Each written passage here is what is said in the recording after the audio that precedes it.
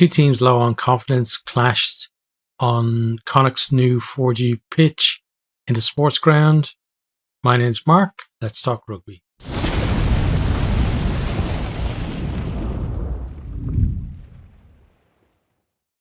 Connacht started this one the better of the two. They won a scrum penalty and got themselves into the Munster 22. They were driving towards the line, sucking in defenders. Then Carty spun the ball out wide. Beautiful pass out to McHanson, who went over. Carty then hits the post with his conversion. 5-0 to Connacht within the first few minutes. Connacht, their line speed and defence was very good. And again, Munster, they're not looking like they're clicking at all when they've got the ball in hand. They just don't seem to have the running lines right, and they still look hesitant the way they did last week against Zebre as well. Carty then hit the post again from a penalty this time in the 17th minute. So the score remains 5-0 to Connacht. Munster then actually get themselves a penalty at the scrum, get into the Connacht 22. They drive them all, then a few phases of picking and going, getting closer and closer to the line. Very similar to how Connacht were sucking in defenders.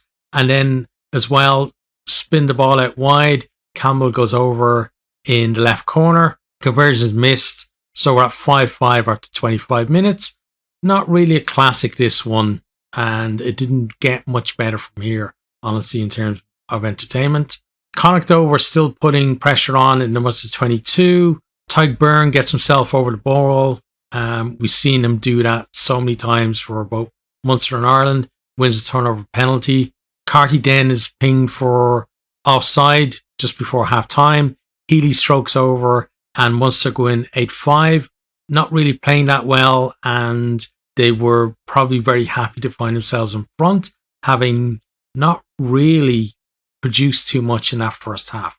Connacht then are pinged for not rolling away. Munster kick into the corner. They win another penalty then. Healy kicks the penalty over for 11-5 to Munster.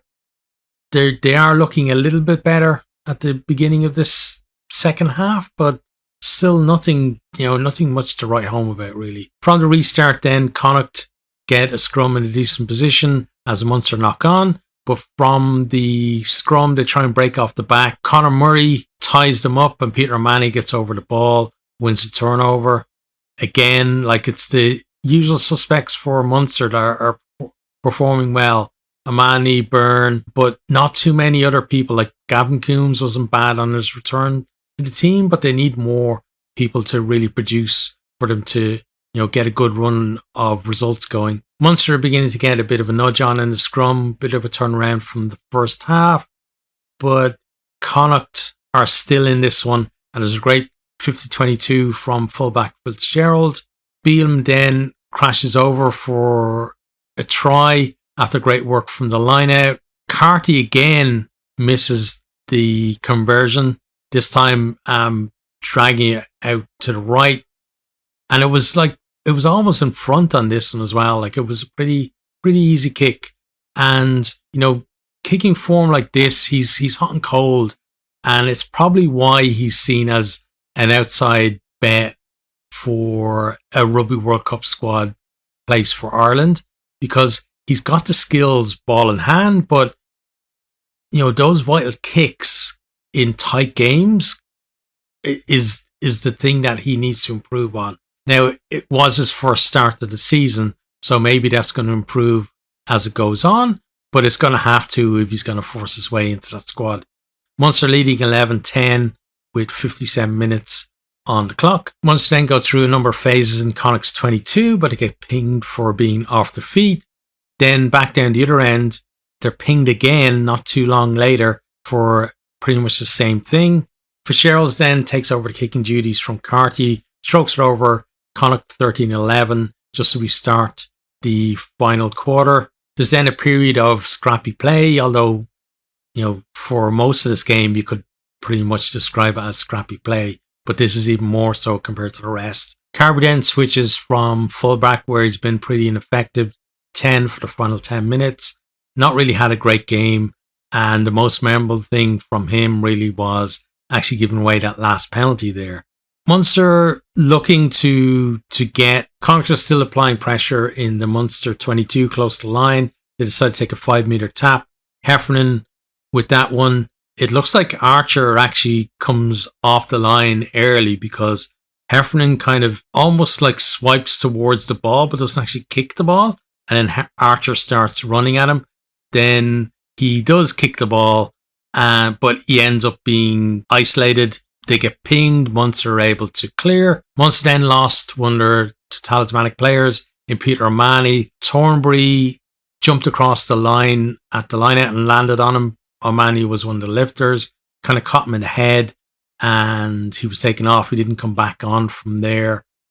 And really felt at that point, even though the game was close, that Munster weren't really looking like they were going to win this one at all.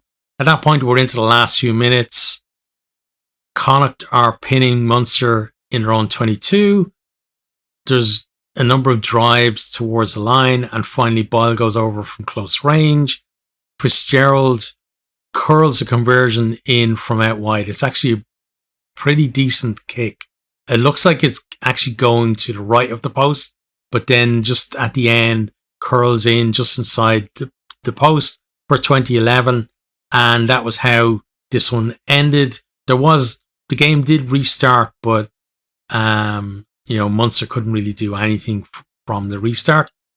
That was Connacht's first win of the season. It gives them something to build on. Not very memorable, other than the fact that it was the first one on the 4G pitch. And from here, then it doesn't get any easier for them. They've got Leinster at home in their next one, so they're definitely going to have to improve for that one because Leinster are not going to be as passive as Munster were in this one. As for Munster, they're poor again. They're looking hesitant with the ball, and they just look like a team who are very short on confidence.